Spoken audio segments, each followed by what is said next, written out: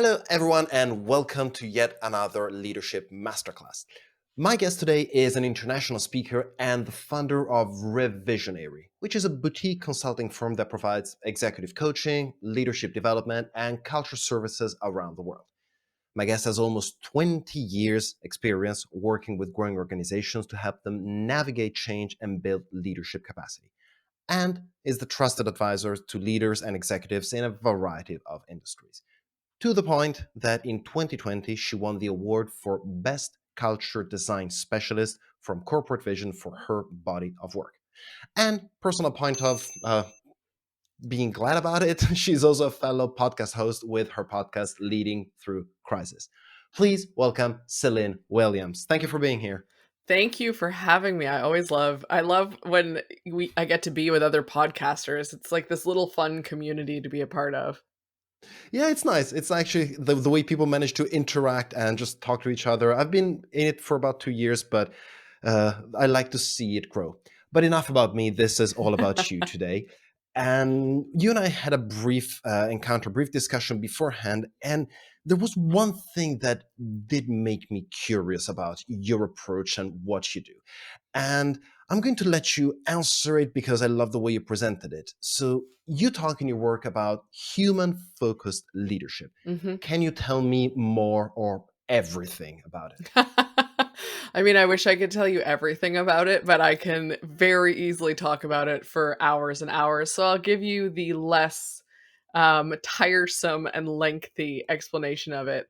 The core sort of belief, if you will, of human focused leadership is that it centers on the idea that the people in your organization, one, are whole, complete human beings, and two, that they are your competitive advantage. So, more traditional business tends to focus on product and profit. And I want to be super clear, it's not that those are not part of human focused leadership, but in traditional lens on business, it's that your people are a means to an end, not the reason that your product and profit are where they are. So it's sort of flipping the paradigm on its head and saying that if we take care of people first, if we lean into the fact that they are our competitive advantage and we make them the center of what we do, then we are actually going to be more profitable. We are going to build better products. We are going to have more of an impact in the world that we want to have.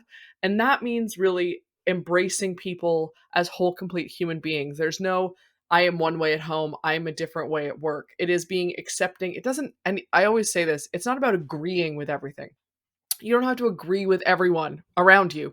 You don't have to say, "Oh, the way that you live your life, whatever you believe in, whatever that I agree with it," but it's being accepting of it. And those are very distinct headspaces. And I think they really need to be called out because human focused leadership and organizations that are human focused are really accepting of we are all real, whole, complete human beings. We all have things going on. We have real life to contend with. There's not a home Céline and a work Céline. There's not because home Céline affects work Céline and vice versa. So it's really acknowledging that people are your competitive advantage, that they can bring all of those parts of themselves to work. And obviously there's an appropriate way to do that. You're not going to yell and scream and have a fit in any situation, hopefully. And then really encouraging all of that in your leaders and in your people so that everyone is working towards the end goal, towards a very clear purpose together.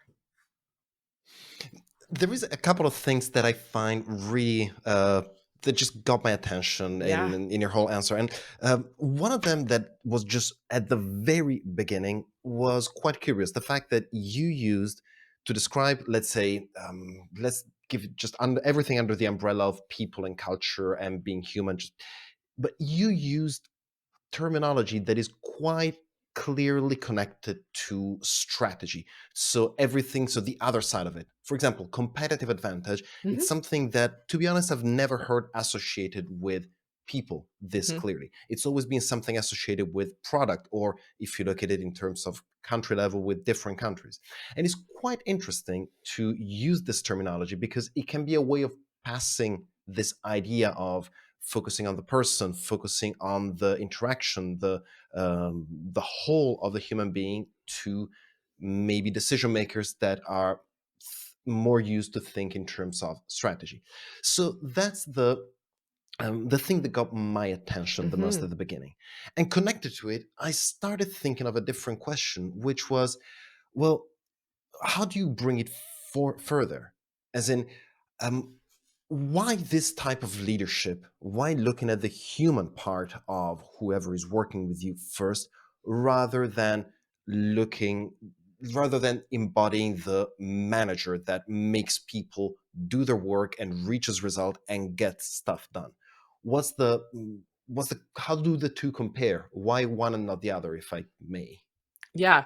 So I'm gonna break my answer up into two parts, and the first one Awesome. is so the first one is about the competitive advantage, and I want to touch on that really quickly because we don't often think of people, we have not historically thought of people as a competitive advantage. We think of them as a resource or a capital, or like human capital, human resources, right? We don't think of them as really the reason that we have great products, the reason that we make money is because of the people. The people are driving all of that. So while we like to think that the features of our product are a competitive advantage, those features don't exist without the people. So the features are not the competitive advantage. Our people are the competitive advantage. And when we can start to, as leaders in organizations, recognize that and shift out of the commoditization of people into the fact that they are, what they're bringing to the table matters, then we can change our lens on business. And I just want to touch on that because I think the competitive advantage piece really is, I appreciate you noting that because I think it's more important than we often give it time for, right? So Definitely. I thank you for letting me derail the first part of that a little bit. Anytime, anytime. But I think the second piece of what you're asking, which is really around, I'm going to try and remember it and sum it up succinctly. So if I get this wrong, please feel free to interrupt and reflect back.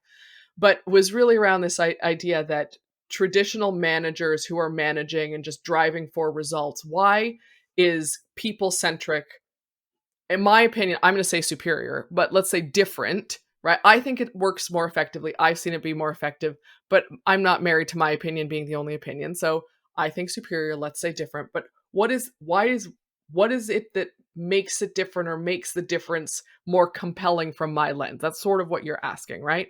Yeah, why should someone basically buy into this idea? So there's a few things. The first thing I would say is we need to, anyone who is really proud of being a manager needs to question the idea of the even term management, because we manage things, we don't manage people. We can lead people, but we don't manage people because no one is motivated by business results unless you own the business. There's no one in your business who is like, yes, the company made more money we made more sales this year than ever before. No one is motivated by that. They might celebrate it with you, but that's not what motivates them. What motivates them is what they are doing as part of that, what their connection to it is, how their purpose lines up with everything that is happening in the organization around them. That is human focused leadership. That is recognizing that the business result, managing for the result, is never going to motivate the people. And the way that we get the best out of people is not by managing them to the result that we want, because they don't ultimately care that much about the result. It's leading them to be their best self, to align their purpose with what they're working on, to bring all of that forward, because then they are intrinsically motivated to perform because they want to perform, not because someone is going to punish them if they don't, not because they're not going to get a bonus if they don't, but because they genuinely care. That's where we get the longest commitments, the best work out of people. That makes sense. And I want to immediately just follow up on this train of thought, because what I would agree with you, and I do, on this idea, this point of view that people are a resource um, and a competitive advantage. Frame it as you wish, but it's something I share your point of view. Mm, I also have this little devil's advocate attitude in asking this question, as in, it is quite honestly a very different version of what a leader should be. It's a very different description of the leader's persona or the manager's persona. And it sounds not as safe as the distant manager that drives results and gets people to do their job, because it involves exposing yourself, it involves showing your true colors, it involves a lot more work in terms of mindset, in terms of learning something else Hmm. that is not what you're used to. So based on your experience, how do you get people to kind of buy into this idea? Because, well, we all love change. We all going to watch a movie and see the protagonist go through a change and become a better person. But we hate doing change because it's a lot of effort. So how do you get people to buy into this idea and to actually notice that, hey, this is good for me and for my team? So I want to acknowledge the fact that you're right. We all love watching other people change. We love talking about the idea of change. We hate the actual process of change because it's scary and it's the unknown. And as humans, we want certainty. We want to know that the thing we are doing is going to get the result that we want to get. We want to know that we are safe at all points in time. And here's the thing, the traditional way of managing, that manager who is thinking, I don't want to be that vulnerable. I don't want to be that open. I don't want to step into the unknown. This is not how I was raised in the world of management, whatever the case may be. They have created a false sense of security in the way that they're doing things right now. The way they are getting the result that they're getting because they're doing the thing that they're doing. It doesn't mean it's the best result. They're just comfortable with the result that they're getting. So it's a false sense of security that's not actually based on anyone's potential or possibility. And the truth is that, so my personal motto is that I am more committed to my own growth than I am my comfort. I don't have to be comfortable all the time if I know that there's an opportunity for growth and learning and something better, whatever I term better, out there. And that's really what this is about. It's about stepping into possibility. It's recognizing possibility and potential in other people. It is getting comfortable with the uncomfortable, and it's noting that we are all like, whether or not that manager wants to formally accept it at work or not, we are all human beings and we all have emotions and we all make decisions from those emotions. First and foremost, we know that we do not, I mean, there are mountains of studies that show us over and over again, we are not rational creatures. We are not making decisions based on evidence or facts ever. We make it based on emotion. So why do we not just accept that we are emotional creatures and work with that instead of against it?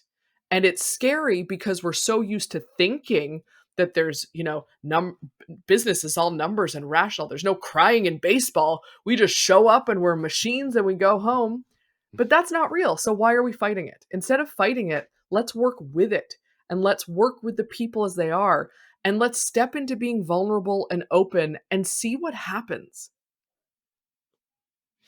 That makes sense, and that's probably one of the biggest obstacle for the that I see around working with leaders and working with others. This idea of being vulnerable and of kind of accepting the emotional aspect of it. I'm also quite fond of what you said about emotions. This is a big part of my personal work, and um, it's I actually frame it similarly to what you said. Like, we all have emotions, we all have them, and they cause something to happen to us. So you can either ignore them or learn to acknowledge them. Mhm. And it does clash into some cultures as well, what you said, because I do remember a woman after a workshop that I had given on emotional intelligence and communicating emotionally approaching me, telling me that where she was from, people were expected to not bring any of that, any vulnerability, any emotion, anything into their workplace and Mhm. still keep detached.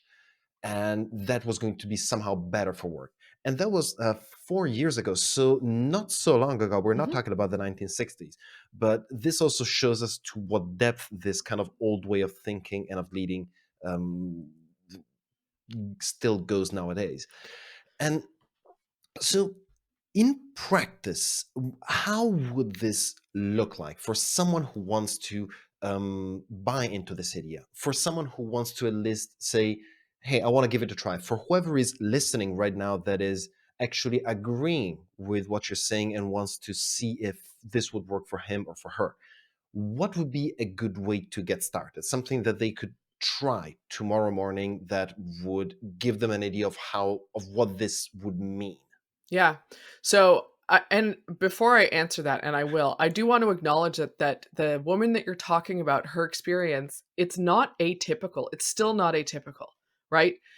The vast majority of organizations, especially larger, more established ones, and very dependent on where they are in the world, and that's really important to acknowledge that there are different company cultures as well as different actual cultures at play.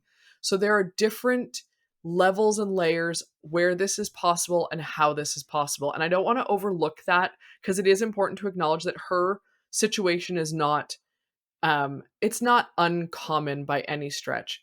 And the more globalized the world becomes, the more millennials and zennials and whatever, not millennials and Gen X or Gen Y or what Gen Z or whatever it is, Gen Z, I guess, that are in the Fair enough. wake place, the more this is changing around the world and the more it will continue to change.